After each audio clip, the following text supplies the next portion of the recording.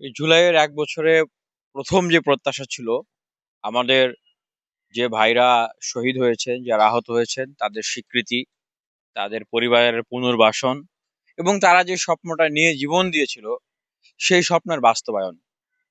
তাদের যারা খুন করলো, যারা হত্যা করলো, তাদেরকে শহীদ করলো, আহত করলো, আমরা কিন্তু এখনো তাদের সেরকম উল্লেখযোগ্য সংখ্যক গ্রেপ্তার করতে দেখি নাই এবং তাদের বিচারের আমরা সেরকম কোনো সন্তোষজনক অগ্রগতিও দেখি নাই। বরং দেখেছি যে সাবের হোসেন চৌধুরী, আব্দুল মান্নানের মতো মাস্টারমাইন্ডদেরকে জামিন দিয়ে দিতে এবং আওয়ামী লীগের অনেক বড় বড় নেতা, কুখ্যাত ব্যবসায়ী, এই দানবদের আমলা দানবদেরকে অনেকে পালিয়ে যেতে আমরা দেখেছি যে তারা নিরাপদে পালিয়ে গিয়েছে।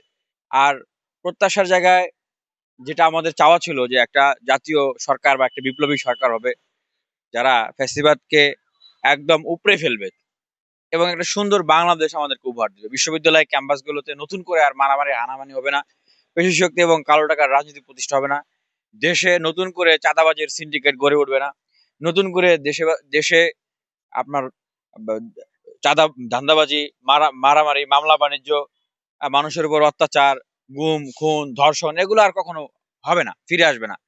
এবং বাংলাদেশে যারা রাজনীতি করতে চায়, তারা মানুষের জন্য রাজনীতি করবে। মানুষের অধিকার নিয়ে কথা বলবে। দুর্নীতি থাকবে না।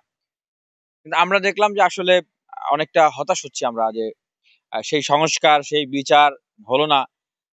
বা ১ বছর হয়ে গেল সেই জুলাই সনদপত্র আমরা পেলাম না। বরং এখন সবকিছু হারিয়ে গিয়ে কেবল নির্বাচনের আলোচনা আমরা শুনছি, নির্বাচনের তারিখের আলোচনা হচ্ছে।